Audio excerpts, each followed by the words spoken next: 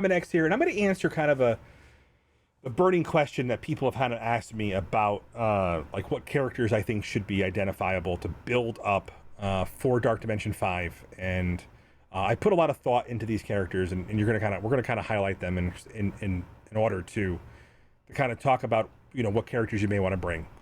So you'll see a couple characters are favorited. So these are specifically, and there's one on here who doesn't check this box, but maybe worthy of consideration, is the horsemen teams and one scourge character. So the thing about it is, if you were to bring all these guys to global, I want to give you guys a warning that it wouldn't feel good. The problem you have is these favorites that are favorited for global for horsemen.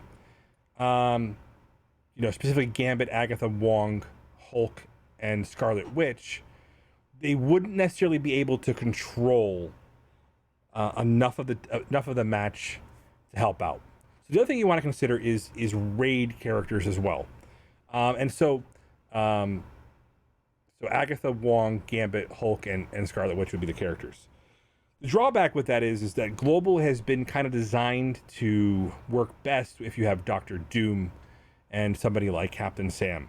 In fact, there's actually a trap for Captain Sam on the second or third node where they have the speed fill on the Mr. Sinister, so they can clone your Captain Sam ×2 and just feed each other energy and just wipe you. So be careful of that. All that being said, picking or choosing from this list will potentially help you get Apocalypse faster. And so my recommendation for each is going to be kind of different here. We're going to start with this. So let's start with the burning question, right?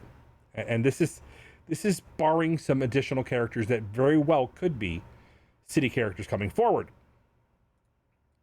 So when we're looking at this from a perspective of Dark Dimension 5, can you justify She-Hulk? Now, She-Hulk, just to show you guys, is super duper expensive. So if you don't have an excess of the actual bio components, then she probably shouldn't be considered. Even though you need her for Apocalypse, you know, and even though she got a speed boost and she's actually, you know, probably a pretty decent utility character at this point, I don't recommend her based on cost. Instead, I would still recommend like Scarlet Spider, Ghost Spider, potentially some additional characters here that might be usable for Scourges, like maybe Squirrel Girl.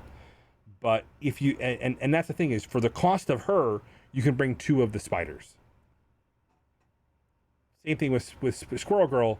She may not, you know, from the bio, front loading the bio, it's going to prevent you from being able to do the Gamma team.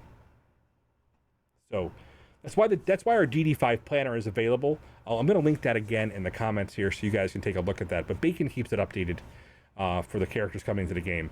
And it's still relevant for choosing DD5. Because you still want to balance out the resources that you're getting. But you want to integrate as much of the Darkhold / Gamma / Unlimited X-Men as you possibly can. So going into global. And by the way, this is actually interesting.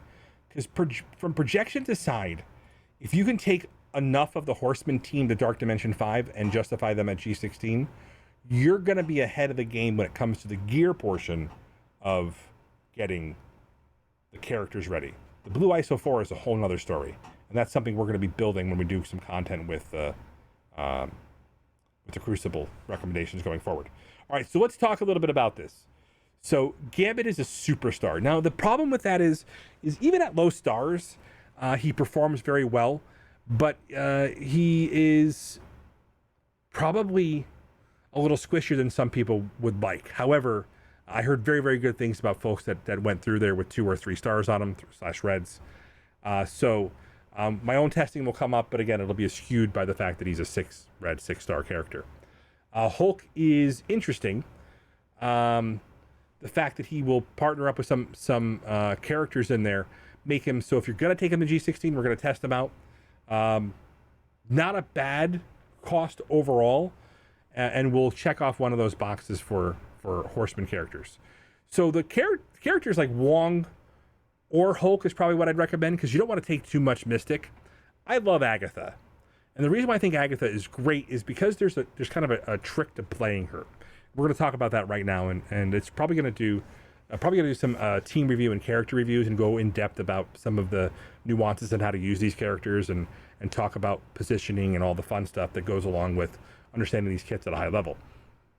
So we're going to talk about her special, right? Her special is 4/4. It's a stun, so it goes slow, stun, and a ton of bonus damage, right? Including prolonging negative effects. So you do her special first and then you ult.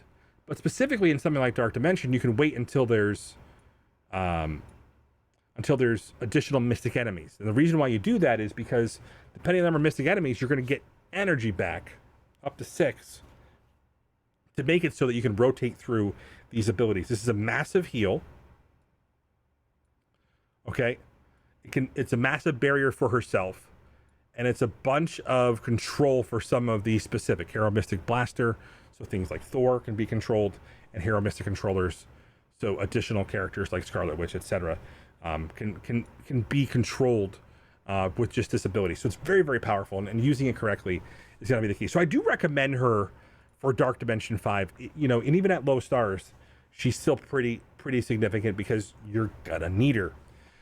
So we're talking about Scarlet Witch now. Scarlet Witch is a character that I think is something that we overlook because I think there's a bias here because we wanted her to be more powerful to kind of represent what we saw on the big screen in the Multiverse of Madness, and more importantly in WandaVision, that this reality control element, the Scarlet Witch, this Nexus being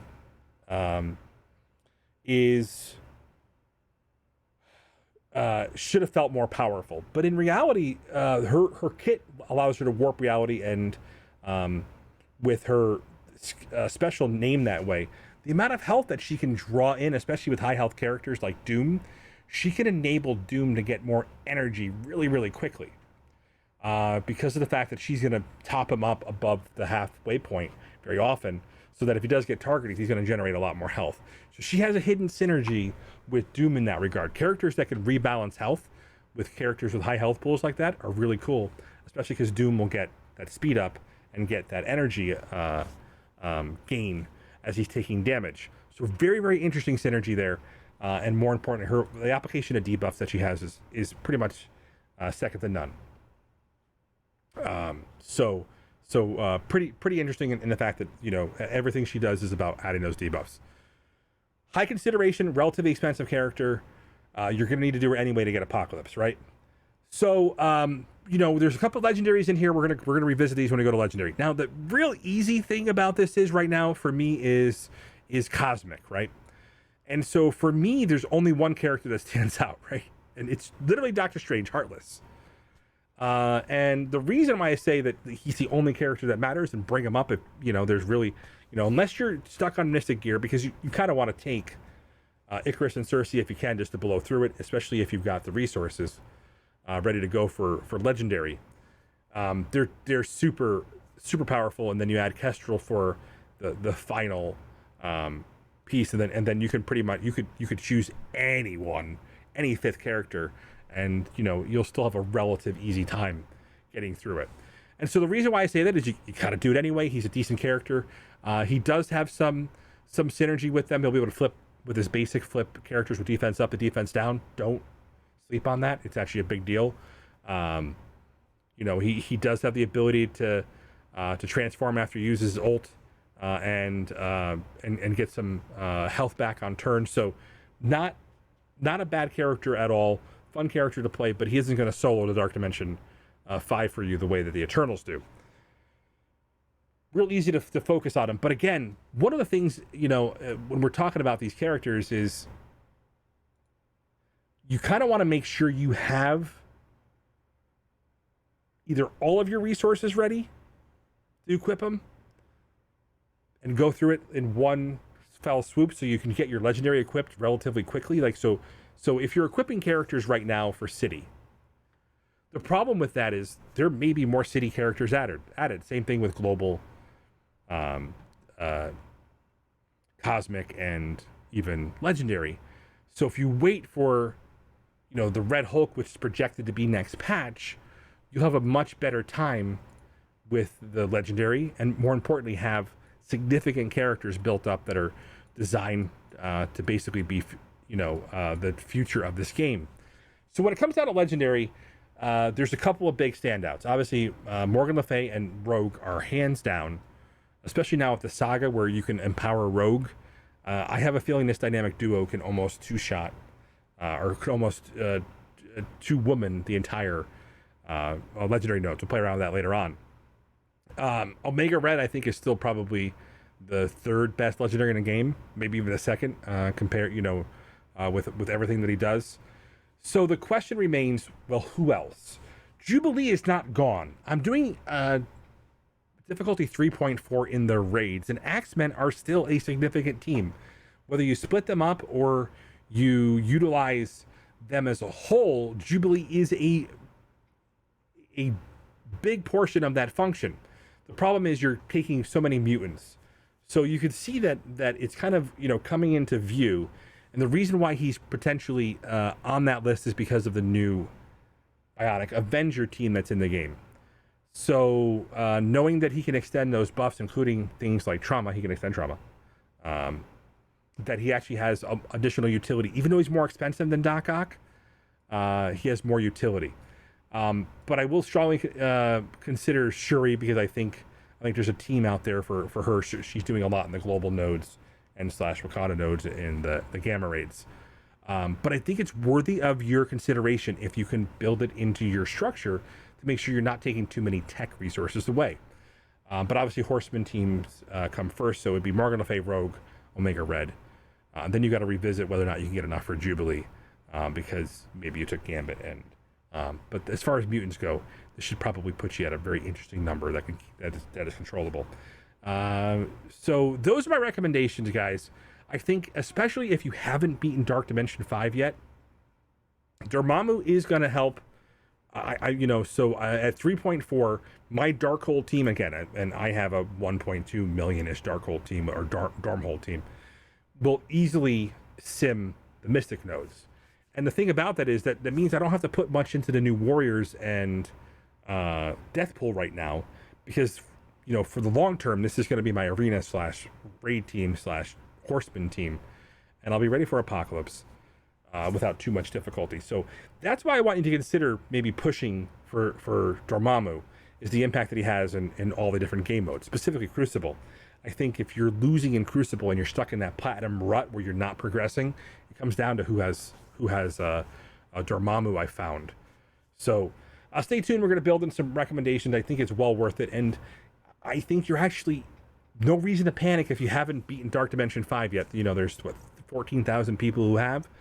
If you're not one of those 14,000 people, you're going to be able to select better characters that are going to check more of the boxes from either being raid or horseman team to make sure that your experience and you don't waste any resources as you progress through the content. So these are my recommendations. Again, the most important thing I want you guys to remember is it's not a race, it's a marathon through the Dark Dimensions for anybody but the first, few idiots, I am up there, who spend money on it to try to race through Dark Dimension 5. Remember, I do things so you don't have to, and we'll see what I'm going to be doing for Apocalypse very soon.